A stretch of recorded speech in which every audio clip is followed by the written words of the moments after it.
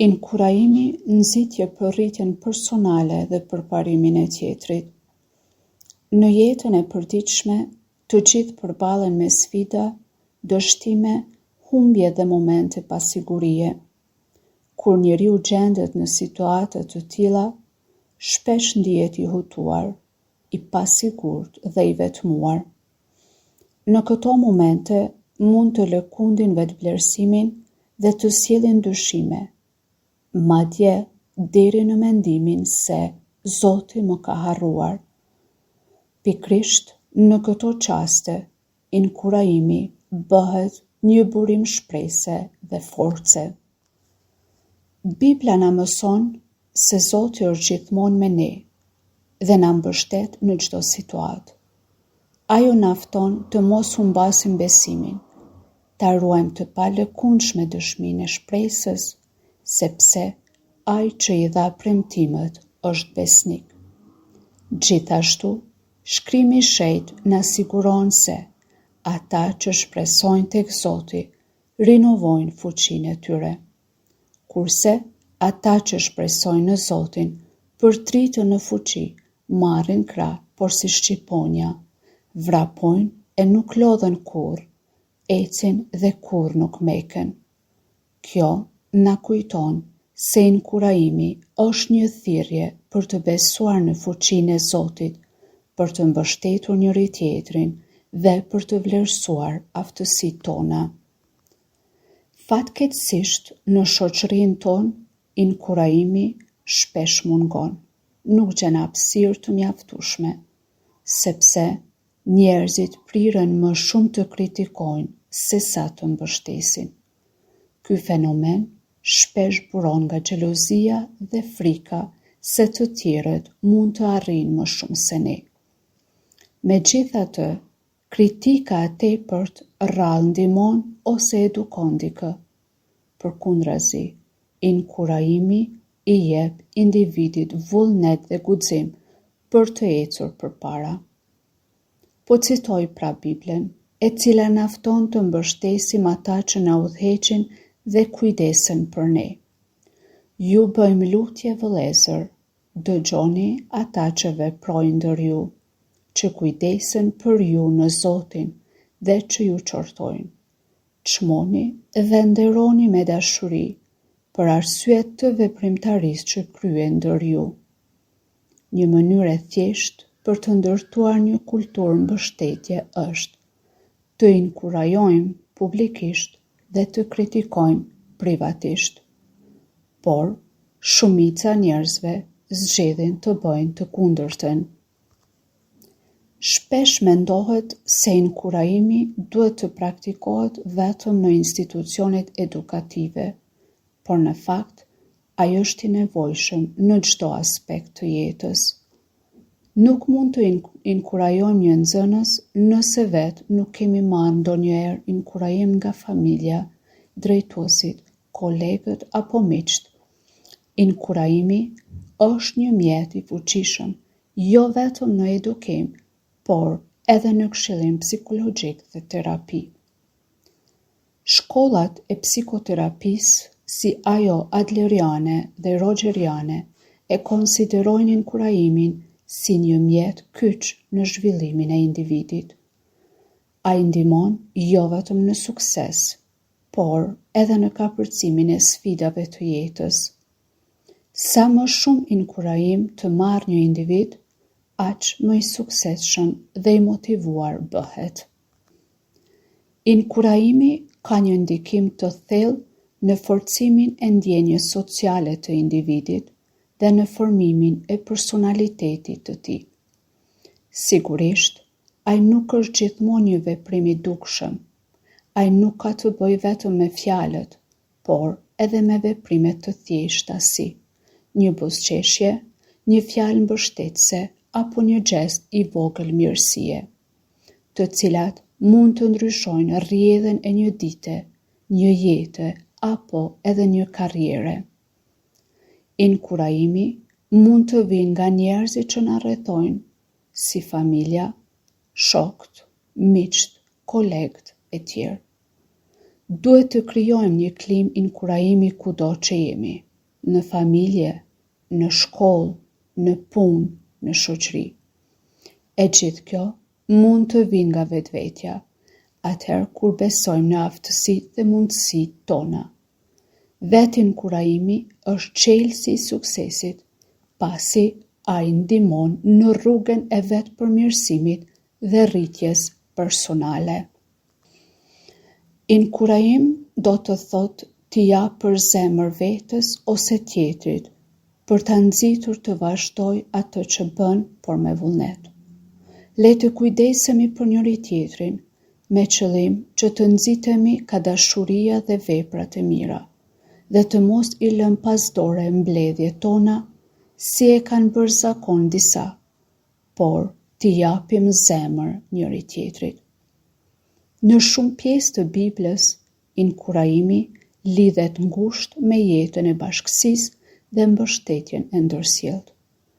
Po ashtu, në të njëjtën letër lexojmë: por nxiteni njëri tjetrin dita ditës, derisa të zgjas kjo. Ky rresht na kujton se inkurajimi duhet të jetë një proces i vazhdueshëm dhe i përditshëm. Ai është i nevojshëm për të ruajtur forcën shpirtërore, për të luftuar tundimet dhe të keqen. Inkurajimi është çelësi për të ndihmuar veten dhe të tjerët që të kenë sukses. Shoqëritë ku njerëzit mbështesin dhe inkurajojnë njëri tjetrin, krijojnë një atmosferë pozitive, ku secili mund të japë më të mirën e tij. Megjithatë, pavarësisht se nga kush vjen inkurajimi, ai është një forcë që ndihmon individin të kalojë sfidat e jetës dhe të arrijë qëllimet e tij. Sigurisht, është një mekanizëm që ndihmon njeriu të përparojë, të mos dorëzohet dhe të vazhdojë përpara, pa hequr dorë nga ëndrat dhe objektivat e tij, pavarësisht vështirësive dhe pengesave që has. Gjithashtu, ai e ndihmon individin të besojë në vetvete, në aftësitë dhe dhuratat që Zoti ja ka dhuruar, sepse hyi nuk na ka dhënë shpirtin e frikës, por përkundrazi shpirtin e virtytit, të dashurisë dhe të urtisë. Ky është një inkurajim i fortë që na bën të kemi besim. Inkurajimi është një mjet i fuqishëm që ndihmon për të përballuar peripecitë e jetës. Me fjalë inkurajuese dhe mbështetje të sinqertë, ne mund të ndihmojmë njëri tjetrin në aspektin psikologjik, shpirtëror dhe profesional. Përmes inkurajimit, njeriu mund të kalojë barrierat e pasigurisë, dyshimit dhe të krijojë një mjedis më të shëndetshëm për zhvillimin emocional dhe psikologjik. Pra, ka një ndikim të thellë në rritjen personale të individit dhe shërben si një nxitës për sukses. Shoqëritë në të cilat njerëzit mbështesin dhe inkurajojnë njëri tjetrin, krijojnë një atmosferë pozitive, ku secili mund të japë më të mirën e tij. Ky ndikim është i rëndësishëm jo vetëm në aspektin psikologjik, por edhe në atë shpirtëror. Gjithashtu, ai ndikon edhe në shëndetin mendor dhe emocional. Ai ndihmon individin të forcojë besimin në vetvete dhe të zhvillohet në të gjitha sferat e jetës. Pra, pavarësisht se nga kush vjen inkurajimi, ai që vjen nga vetvetja është gjithashtu shumë i rëndësishëm, sepse ai që është i aftë të inkurajojë vetveten dhe të besojë në aftësitë e tij, i jep vetës një forcë të pashtershme për të përballuar çdo sfidë. Inkurajimi ka një ndikim të fuqishëm në jetën e njeriut, në aspektin psikologjik, social, në zhvillimin e vetvlerësimit dhe mënyrën se si individi e sheh dhe vlerëson veten. Vetvlerësimi i ulët shpesh është një shkak i shumë problemeve psikologjike, si ankthi, stresi dhe depresioni, duke e bërë individin të ndihet i paaft ose i pavlerë. Në këto raste, inkurajimi luan një rol të jashtëzakonshëm, pasi ndihmon individët të kalojnë këto situata. Gjithashtu, ai ndihmon individët të ecin përpara, të luftojnë pasigurinë e brendshme dhe vetëdyshimin, gjithashtu në kohët e pasigurta sociale dhe ekonomike. Në psikologji, përdoren strategji të ndryshme që inkurajojnë individët të sfidojnë mendimet, situatat negative dhe të funksionojnë në përmirësimin e gjendjes mendore dhe shpirtërore. Inkurajimi ndihmon individin të zhvillojë aftësi të reja, të provojë mundësi të reja dhe të rrisë nivelin e vetvlerësimit. Kështu, rritja e vetvlerësimit ndikon në marrëdhëniet ndërpersonale, në qëndrueshmërinë emocionale dhe përmirësimin e shëndetit mendor. Dallimi midis lavdërimit dhe inkurajimit. Lavdërimi dhe inkurajimi janë dy koncepte që shpesh përdoren për të motivuar dhe mbështetur individët dhe shpesh ndodh të shihen si e njëjta gjë. Megjithatë, ato dallohen nga njëra tjetra, jo vetëm në mënyrën si aplikohen, por edhe në kontekstin ku përdoren dhe ndikimin që kanë. Edhe pse janë të ndryshme, të dyja kanë një qëllim të përbashkët, të motivojnë, mbështesin dhe krijojnë një atmosferë pozitive, duke rritur vetbesimin dhe motivimin. Prandaj, të dyja janë të nevojshme për një proces të shëndetshëm zhvillimi në të gjitha sferat e jetës. Lavdërimi është një formë vlerësimi që ka për qëllim të nënvizojë arritjet dhe cilësitë pozitive të dikujt. Ai është një vlerësim i drejtë për drejtë dhe specifik për gjithçka që dikush ka arritur. Kur dikush lavdëron një person, do të thotë se po e bën një gjykim për atë që ka realizuar. Kjo mund të bëhet nga kushdo, madje edhe nga ata që nuk të vlerësojnë vërtet, por e bëjnë për interesat e tyre. Lavdërimi është më shumë për një rezultat konkret dhe ndihmon në rritjen e krenarisë. Inkurajimi, nga ana tjetër, është një shtysë për të vazhduar përpjekjet dhe për të besuar te vetja, veçanërisht në momentet e pasigurisë ose të sfidave.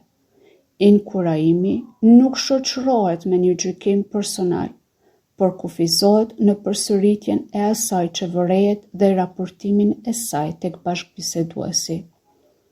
Është një mbështetje që ndihmon për të forcuar vetbesimin dhe motivimin për të arritur diçka, pa u fokusuar në një rezultat të caktuar. Inkurajimi jepet nga ata që të vlerësojnë, të duan dhe që dëshirojnë të shohin në versionin tënd më të mirë. Ai ndihmon individin të mos dorëzohet edhe kur përballet me vështirësitë. Mos u dorëzo, vazhdo përpara, do t'ja dalësh. Inkurajimi nuk është i lidhur me arritje të caktuara, por është një shtysë që ndihmon personin të vazhdojë përpjekjet e tij, shpesh pas dështimit dhe në kushte të pasigurta. Për këtë arsye, është shumë e rëndësishme që të dimë të inkurajojmë veten dhe të tjerët. Inkurajimi është një mbështetje për procesin, jo për rezultate të veçanta. Mund të thuhet se lavdërimi fokusohet në arritje, ndërsa inkurajimi është një mbështetje për të mos u dorëzuar. Inkurajimi është një forcë e fuqishme që ndihmon individin të përballojë sfidat e jetës dhe të arrijë qëllimet e tij. Ai krijon një mjedis të shëndetshëm për zhvillimin emocional dhe psikologjik, duke e ndihmuar individin të luftojë pasigurinë dhe vetëdyshimin. Një shoqëri e mbështetur dhe e inkurajuar është më pak e prirur drejt stresit, ankthit dhe depresionit. Prandaj, le të inkurajojmë më shumë dhe të gjykojmë më pak. Një fjalë e mirë sot mund ta ndryshojë jetën e dikujt nesër.